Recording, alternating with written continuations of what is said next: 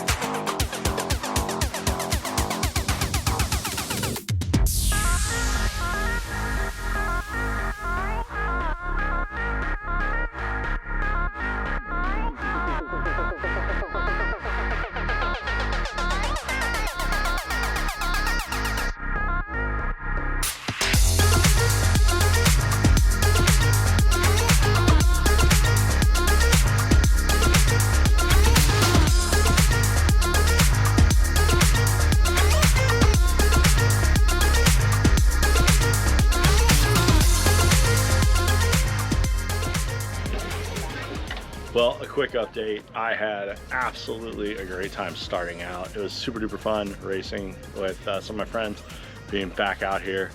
Unfortunately, the very top, far back end, of course, would you know, failure. The bike just so happened to take a poop on me. Anyways, it is what it is. We got another race coming up. It's part of racing. So yeah, a little bummed. So I'm not sure if I'm 100% cursed when it comes to racing the Big Bear Series Vail Lake Race 1. Every year that I've done it, something has gone wrong. Either I've broken a chain, I've gone over the handlebars, or my brakes gave out and everything just went to crap. But it just seems like every year it happens. We're not going to give up. I think it's just kind of breaking in the mountain bike for the season. Who knows? But this race, we had a little bit of a problem. Let's talk about what happened exactly. So one of the big bonuses, and thank you to Team Big Bear, Miss Patty over there, is I did get my race number. This is the third or fourth year in a row that I've gotten 316. It's born on the 3rd, and when I played hockey, number 16 was my number. So just that's kind of what I've been sticking with when I race with 3 digits on a plate. Now, what happened? Well, one of the big issues that I had was braking, and I have some of, I believe, the best brakes that are on mountain bike. Of course, just so happens not on that race day, which are my Hope brakes. These puppies can stop pretty much anything, but unfortunately on my first little bit of a descent, I pulled in my back brake and I noticed it pull all the way to the handlebars, which means, uh-oh. So like a car, mountain bikes are gonna have rotors and they're gonna have your brake calipers, which are here. Like I said before, really easy to bleed. This little piece comes off. You wanna stick a hose, like a little clear hose on there and drain it into a can. That way you don't make a mess, especially getting any juice on your rotor here, which takes forever to clean off. Unfortunately, when mine failed, there was a leak, so I did have to take this apart, get it really nice and clean so that it operated properly. Inside of my caliper here, there was something that was broken. I sent a picture over to Hope, and they actually sent me a new part. It was a very quick and easy fix to get right back on there and get locked in. Went ahead, bled the brakes, put some new oil in there, got everything squared away. Again, when that happens, or if you're gonna bleed your brakes, make sure you take an alcohol wipe, really clean your rotors off, because that is gonna prevent stopping.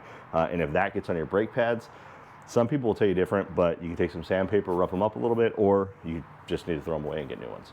So with the brakes being out, that basically told me, hey, it's the end of your race and it's okay. It's going to happen. No matter how well we take care of our bikes and we, make sure that everything works, everything's running well, things are going to fail. And it just seems like every first race at Vail Lake, something fails or I crash. I'd prefer that something failed over the crash, especially the older I get. Anyways, so that was failure number 2. Failure number 1 was in the drivetrain, which really stinks. Now, basically what had happened was we start the race. I was super excited because I was the first one out and I took the lead right away. I was climbing good, my legs felt good, and I was excited. There's no weird noises. We made a turn, we had to go through some mud due to the rain, which is perfectly fine. It's mountain biking, that's what happens. What I didn't realize was something had gotten stuck in my drivetrain and caused me to stay within 3 or 2 different gears.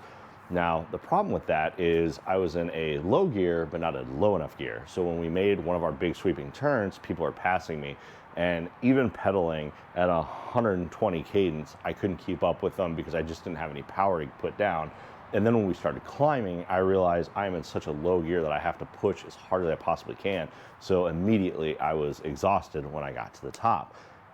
I was really curious what my power stroke, and I don't have a power meter on here, but I'm really curious what that was. What I came to find out was basically something got lodged in my drivetrain here, causing it not to be able to move and shift. And I didn't even see the rock and the stuff that was in there until I actually got the bike home, ripped everything apart, and then the thing started falling out of it. I think if I'd have known that, if the brakes wouldn't have failed, I would have taken a second to possibly get in there and get it cleaned off, use my water bottle, maybe get it cleared off. I've had my brakes overheat before and used a water bottle to clear them off. Drivetrain, I've never had that happen before, so that is something new for me. But yeah, 2 failures, 1 race, kind of means that was the end of the day. Of course, having a DNF is a double thumbs down situation. Nobody wants to have one of those. Mechanical failures do happen. It's just part of racing. I've cracked frames before. I've had parts go out, blown plenty of chains. It's just part of racing. So it's kind of what you're going to do afterwards that really tell the tale. Everything else on this bike runs smooth. I've never had a problem with the brakes before. I guess it was just time for that part to fail, which stinks, but is what it is. Everything's fixed, everything's good to go. We'll get back into the races. Want to thank you guys for watching another video with us. Don't forget to hit the subscribe button, leave a comment down below, smash the like button, share it with your friends, kind of everything that pops up in that little circle thing that I had created there. And of course, you're welcome to jump on Patreon. Now, there's really no added benefit. You're just helping support the channel, get us to the next race, or if there's a in particular part that we need to add. I know a lot of people have recommended putting power meters on my bikes. Now, I haven't gotten there data-wise yet, but of course that will be something in the future. I really would have loved to have one on those hill climbs because I know I was putting down some serious power and I probably would have broken any record I've ever done. But it's what it is. Anyways, thank you guys. Next week, we're heading off to Minnesota, go see some family there. So maybe we'll run in the snow, who knows? Okay, probably I really don't want to run in the snow, but okay, I'll run in the snow, maybe. We'll see. Anyways, we'll see you guys next week.